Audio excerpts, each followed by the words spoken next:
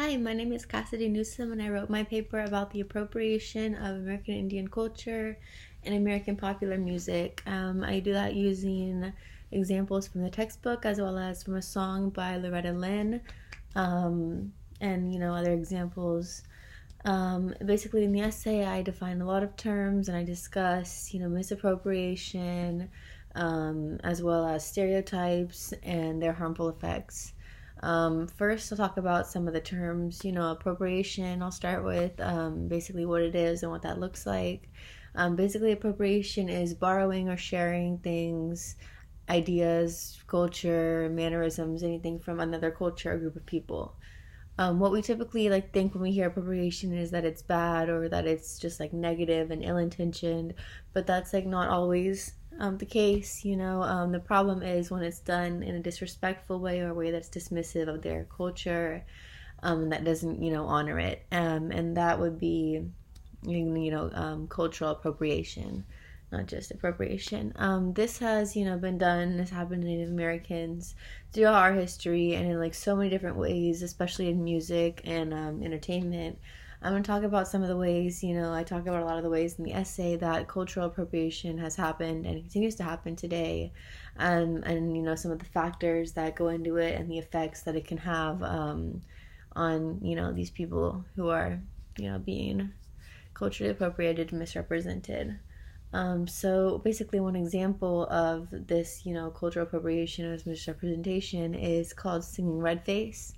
This is, when a non-Native American person acts out Native American practices, so specifically songs or dances. It misrepresents Native American culture, and uses, slurs and stereotypes, and kind of through this, it encourages other people to use these slurs and to think these stereotypes and believe in that kind of thing, which is just overall negative and harmful to Native American people and their culture.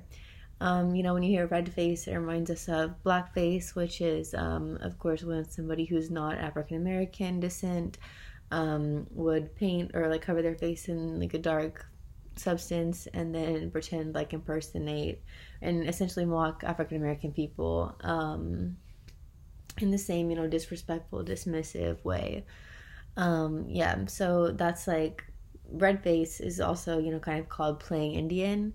It's just pretending, taking some of their culture, just not honoring it and trying to just take the aspects that you like of it without respecting, really. So that kind of goes into becoming Indian, which is the idea of being accepted into a tribe and having them accept you in and be a part of it. One example of this can be seen in the Disney movie Peter Pan. When Peter Pan rescues the chief's daughter, and then they have welcome him into the tribe and have some kind of ceremony with the drums and instruments and everything. And I had to play a song that's called "What Makes the Red Man Red," which is basically another good example of racist stereotyping and just misrepresentation.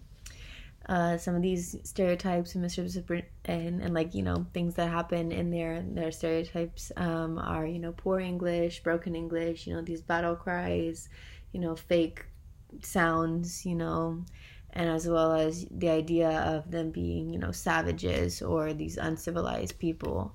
So next I'm going to talk about these stereotypes and kind of their harmful effects, even the ones you might not expect. So when a piece of media or entertainment performs or features a racial stereotype, it's more than just being lazy, or more than just we'll make him act like this. It allows the people in that group, even though they're not of Native American descent, they're not of African American descent, or whatever the group is that's being stereotyped, it allows them to represent the entire group to the public and to place, ideas in the public's head about how these people are, what characteristics they might have, how they might be, and that's just, harmful and damaging to the true identity of these groups.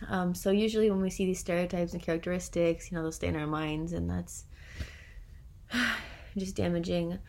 There's other stereotypes that aren't necessarily like bad or negative stereotypes that are like, they're not smart, something like that. There's some, such as the noble savage that we like to feature in, television and media, books and such, which isn't necessarily bad, but at the same time, it's not doing anything, to help them at all. And it just, continues these like cycle of misinformation and misrepresentation. And it's basically just as offensive as a more negative stereotype.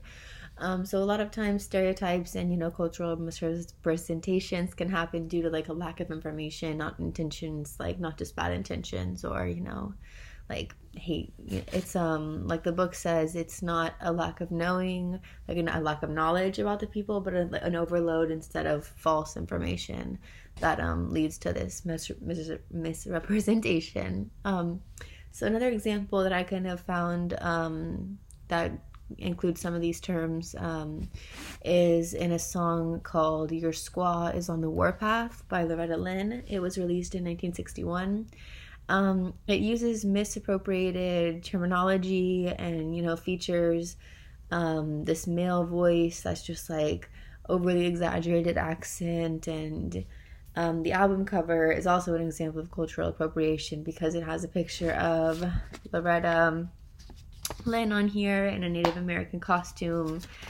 So, as she's not of Native American descent and that's not her culture, she's essentially singing red face and playing Indian when she does this. So there's so much more to Native American culture and music, to these stereotypes and these things that we're exposed to, and it's unfortunate that some people's only knowledge and only like experience and having seen these people comes from people who are not of that descent, who are playing Indian or singing red face instead of from authentic sources or people that they should be learning these things from instead. All right, thanks.